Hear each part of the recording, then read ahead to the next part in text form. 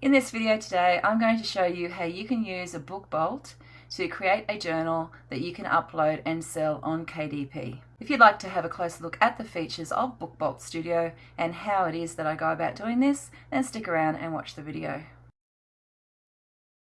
BookBolt is a great program to use, especially if you're new to KDP. It allows you to create some low and medium content books that you can upload to KDP and start earning some money. Now, I am going to create a low content journal book with you today, but make sure that you hit the like and subscribe because I will come back and show you how to create some medium content books. If you're interested in purchasing BookBolt at all, I have put a link in the description. You're under no obligation to purchase it at all, but if you like what you see, please use the link in the description. It is an affiliate link, helps the channel.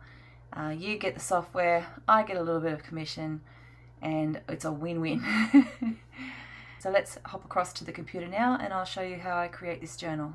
Once you've logged into BookBolt and you're ready to create a new project, this is the pop-up that'll come up for you. So you have some options here, which is great. This is all, it all ties in with KDP really well. In terms of the KDP, you can have hardcover or paperback books. And in BookBolt itself, you can choose to either work on a cover, the interior, or both for paperback and hardcovers. For today, I'm just going to do a cover and interior for a paperback book.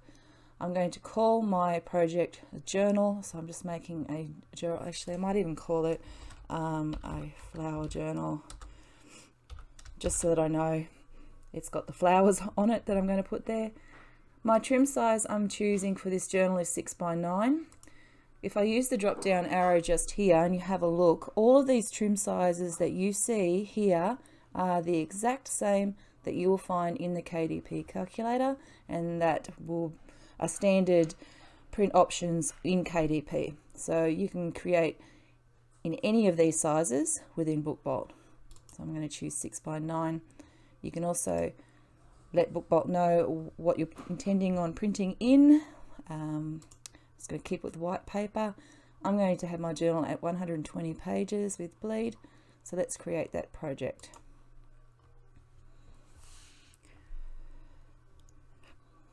Now the first thing you'll know, and I'll just talk to you as it's still generating the pages here.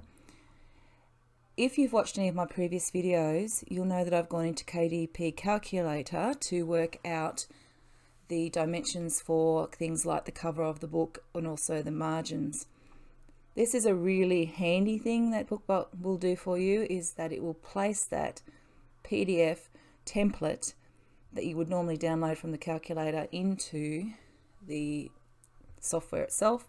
So for my paperback book, I already have that loaded, so when I come to do my cover, I will be able to use that and know that my printing is going to be on the inside. The other handy thing to note are these green lines that you see around the place. They're all margins. So if I go to my very first page, all the margins are also already placed there for me.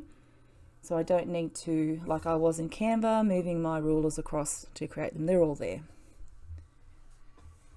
Now for the interior pages, I'm going to be using a template. So the template here, as you work your way down, you'll see that where I'm pointing with my mouse. These are the tools. So you have got a range of tools. There's a free drawing tool. There's the shapes, where you have shapes that you can select to use in your project. You have the text tool, where you're adding headings or multi-line text to your project. You have this file library, which I will come back to in just a moment. You have templates, and then you have some other features where you're able to make elements that you put into your project into a pattern. You can do some masking, add some textures. I tend not to use these very much, but they are really useful if you are doing some design. What I am going to do first is I'm going to come down to page templates, because this is for you as a first, if you're just getting into KDP and you are a beginner, this is a really handy set of templates that you can use to kind of start generating some books and getting some books uploaded onto KDP as you're working through, you know, your transition from perhaps low content up to medium content books. So these are all the templates that are included in the library, and you can see that this green box up the top will tell you if there's more than one variant of that design. So for instance, with graph, you can have graph paper in different dimensions, so 0.5, 5x5, 4x4. So you can select the dimension that you want. The same with dot graph paper. So this would be the 4x4 is probably more standard in terms of journal use, but you have options to be able to use the others as well. If I do scroll down, so you have all of these. So these are low content, so repeated pages over and over again. But within BookBolt, this is where you have the opportunity to start looking at some medium content books. So if you're looking at puzzle books, for instance. So this software does allow you to create puzzles and mazes that you can use in your books that you're creating, and also other games such as crosswords and hangman and cryptogram and what have you, and I will look at those in a later date. When I start having a go at creating some of my own, I'll share that experience with you. And then even further down still, you've got some home to-dos, mood trackers, office organisers, all of those things too that you might be able to use within your projects. My only suggestion is that if you are using any of these, see if you might be able to mix them up a little bit, make them look different, give them a bit of uniqueness so that they are a little different to other interiors for anyone else who might own this software. So let's head back up. So like I said, I'm just making a really fast journal here today. I go into journal pages. I have the option for a narrow, a college, or a wide. I'm going to use wide because it's a 6x9. It's quite a small book. I quite like the wider lines for my journaling. So I'm going to choose this one here. You can see that BookBolt has already assigned 120 pages to my project. This is the current page. It will tell you which one that it's current. I want those ruled lines on every page in my project, so I'm just going to select all, but I'm going to uncheck cover because I'm going to come back to that, and then I'm going to hit next. I have some options about line color. I've gone for a lighter color here, but you can choose any color you like. Obviously, if you're printing in black and white, I wouldn't be choosing a color. I like the lighter lines in journals, so I'm going to leave it at that, and I'm going to submit. And BookBolt will insert that template across all pages in my project, and there you go. So there's a spot for the date, ruled lines, very, very basic, and that is repeated across the 120 pages of my project. That's done. Now if I head back across into the cover, I want to create obviously a cover for my journal. So I'm going to come up to elements. I'm going to add in a rectangle first, and I know that a white covered book can sometimes look a bit weird when it is listed, the little thumbnail in Amazon. So I'm going to colour this one. I can come back and change it later, but I think I might go sort of like an off-white for the time being. And I'll see what happens when I bring my images in, whether or not that's going to work. Title, let me just add a heading for the moment. I'm just going to call it I might say Daily Journal. Daily Journal. Along the top there are some options obviously for any of the text that you choose. So I'm just going to highlight this. You've got colour, background colour, you have your fonts, you can upload your own fonts. So if you go up here, you can upload the TTF files here, and when you are searching through the fonts here on BookBolt, if you do favourite them, they'll all appear here. So if I go here, these are the ones that I have favorited as I've been working with this piece of software. So I'm going to go for Rouge Script. Okay, I don't mind that. And change all of the same sort of thing as you do with any other software program. Here they do have effects as well, so just go okay to that. So you can use some custom effects here like distortion or warp. So if you want to get really creative with your designs, you can, and add in 3D shadows and block shadows and borders, fading, all that kind of thing too, if you want to work with some really interesting fonts and type work. I'm just going to do a blur shadow. I'm going to make my blur shadow,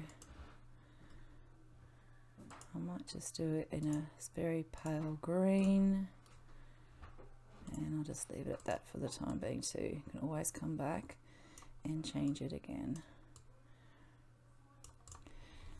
Now for my daily journal, I do have some clip art images, and this is where the image library will come in really handy here.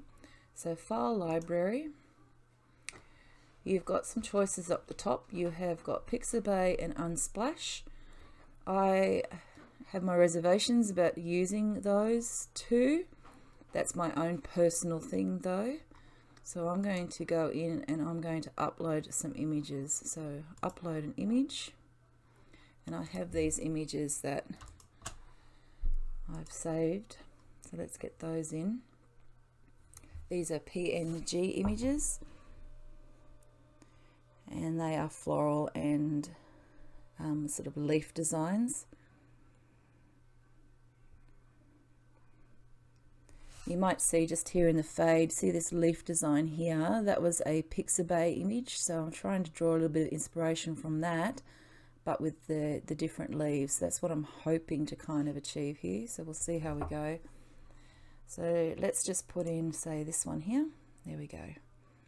Now I have made these files quite large. Alright, and what I'm going to do is, I can have some of them running off because I do have the bleed, and I'm just going to control copy, Control V, and over here on the right hand side you'll notice that it's a bit like if you've ever used a Photoshop program. It has layers. Alright, so put that one there. Let's just make sure that's that one. Yep. Now working with layers can be interesting, because later on when I want to work with them, because I haven't named them, so it could get a little bit tricky, but anyway, I'm just going to keep going with it. So there we go. Actually, I might straighten that one up a bit. So I'm just going to have a play with this and try and get the leaves in there. While I'm doing that, I'm going to add another one of the other ones. Okay. Some of these can go in behind the others. Might just leave them separate for now. Let's bring in another one, and that way, this one. And did I have another one in there? Which one? I've got this one. And yeah, the rest are flowers. I don't know that I put the flowers in. I just want to see what happens with just the leaves for now. All right, so let me just have a play around with this.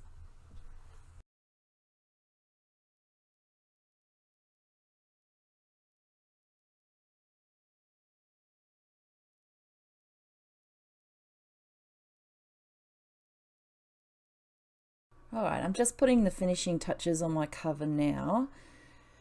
It's taken me a little bit.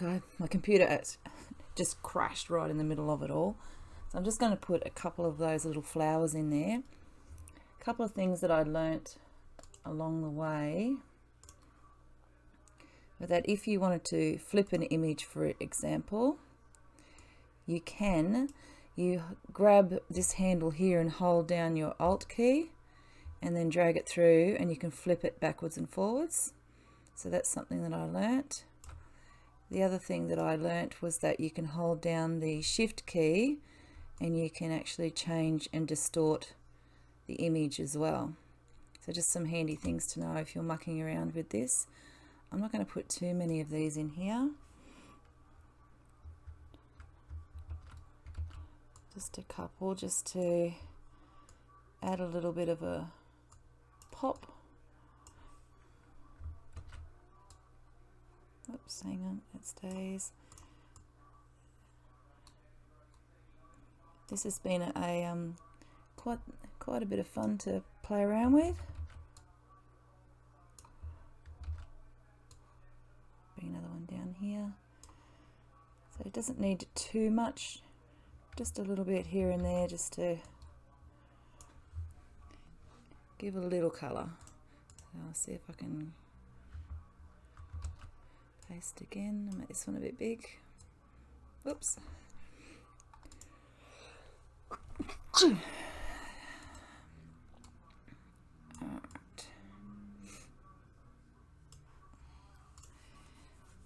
Now the only thing that I'm still, I guess, not to see over here, you can see I'm dragging the order. I've got a lot of elements here at the moment, so I'll just put the shape and the title here.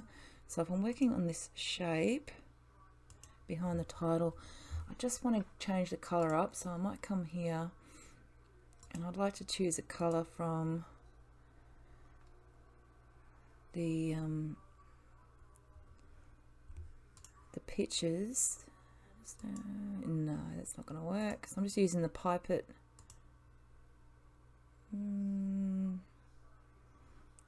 Maybe, what does that look like with some transparency out of it? Maybe not too bad. Okay, I think I'm happy with that. So all I did in creating this design was I added in the branches and just reduced the transparency just to build up some background, a bit like you do if you're doing watercolor, and then added a few more, and then just kept adding on pieces and layering and layering and layering as I moved up. And I decided to do the whole cover so that if it is laying out flat, you'll be able to see it. I'm still not too sure about this shape here. I wonder if I can do a bit of a blur. Oh, what's that do? Don't like that. No, reset. I think I've got that pretty much centered in the middle. Just want to check a little bit because that line, yep,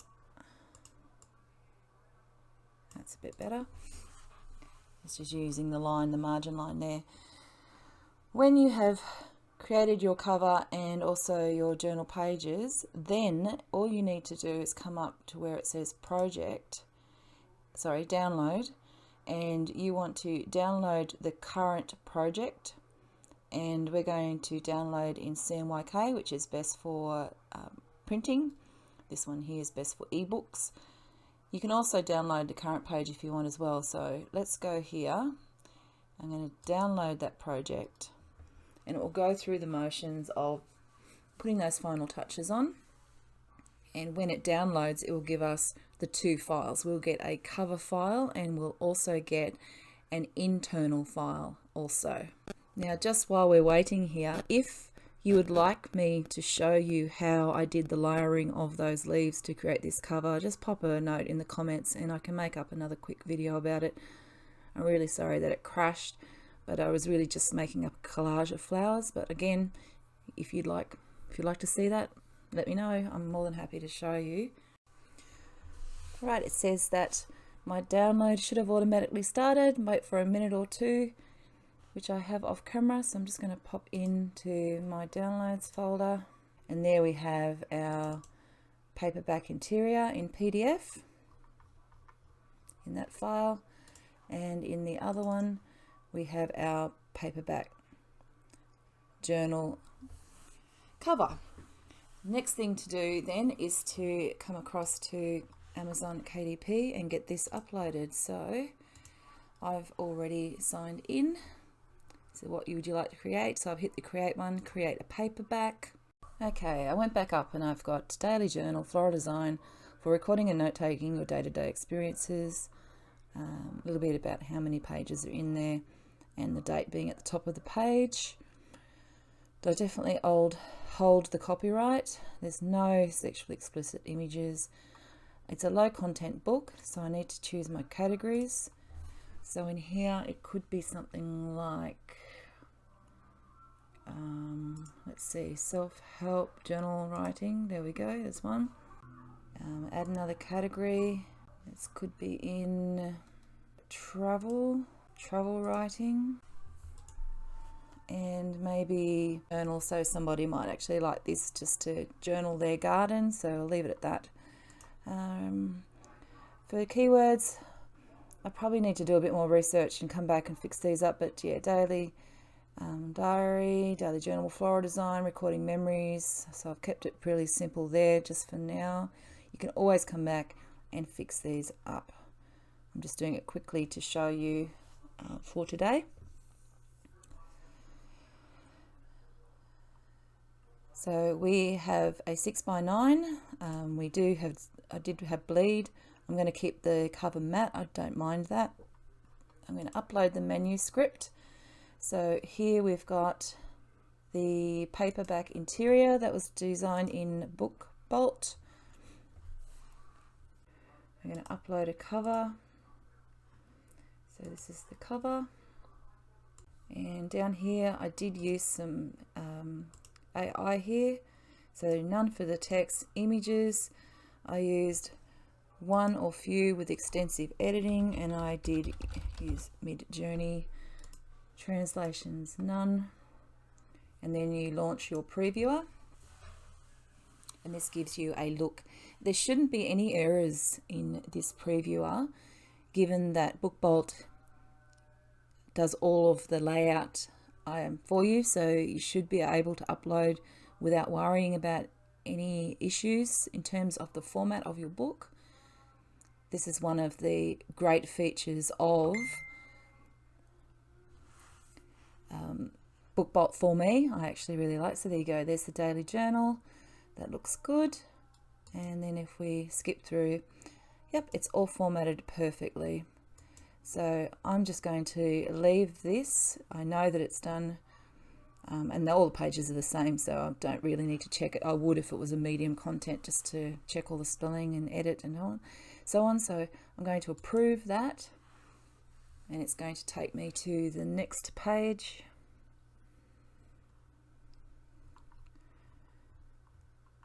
Okay, so that's the cost it's going to. That's what it's going to cost to print the book.